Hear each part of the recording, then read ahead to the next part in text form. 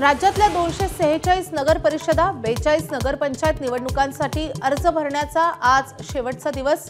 आज दुपारी 3 वाजेपर्यंत इच्छुक उमेदवारांना उमेदवारी अर्ज दाखल करता येणार।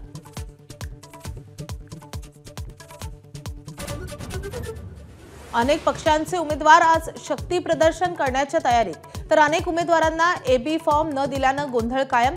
कुठे युती तर कुठे आघाडी चित्र स्पष्ट होणार। आमचा पक्ष स्वतंत्र आणि सक्षम, काँग्रेसच्या मुंबईतील स्वबळाच्या नाऱ्यावर उद्धव ठाकरेंचं सूचक विधान। बारामतीत पुन्हा एकदा पवार विरुद्ध पवार। युगेंद्र पवार आज नगराध्यक्षपदाचा उमेदवार जाहीर करणार, तर अजित पवारांच्या उमेदवाराची आज स्पष्टता होणार।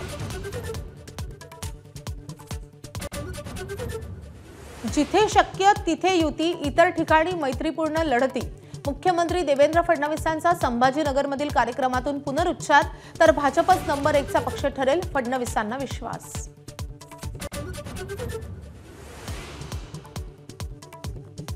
पुण्यातील पार्थ पवार जमीन घोटाळा प्रकरणामध्ये मुठे समिती आज अहवाल सादर करणार। जमिनीच्या व्यवहारामध्ये गैरप्रकार झाल्यानंतर महानिरीक्षक राजेंद्र मुठेंची समिती स्थापन।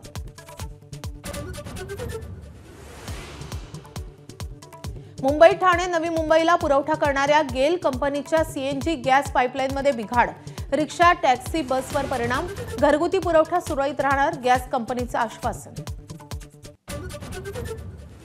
राज्यात पुन्हा थंडीची लाट। पश्चिम महाराष्ट्रामध्ये थंडीचा पारा 10 अंशांच्या खाली, परभणी, धुळे आणि महाबळेश्वरमध्ये गारठा।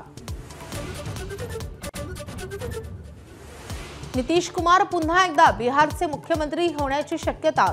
आजच नितीश कुमार कॅबिनेट नंतर राजीनामा देणार। नव्या सरकारसाठी भाजपसोबत आजच बैठक, 20 तारखेलाच शपथविधीची शक्यता। रिलायन्स ग्रुपचे अध्यक्ष अनिल अंबानी आज ईडी मुख्यालयामध्ये हजर राहणार। बँक फसवणूक प्रकरणामध्ये बचावलं होतं समन्स, ऑनलाईन पद्धतीने हजर राहण्यास दिला होता नकार। दिल्ली स्फोट प्रकरणी आणखी एका डॉक्टराला घेतलं ताब्यात, तर i20 कार खरेदी करणाऱ्या आमिर राशिद अलीला एनआय कडून अटक। डॉक्टर उमर सोबत मिळून स्फोटाचा कट आखल्याचा आमिरवर आरोप। वर्षभराच्या आतच बांगलादेशात पुन्हा हिंसाचार। शेख हसीना यांच्यावरच्या खटल्याच्या निकालाआधीच तरुणाईचं राजधानीमध्ये हिंसक आंदोलन, देश पुन्हा अस्थिरतेच्या खाईत।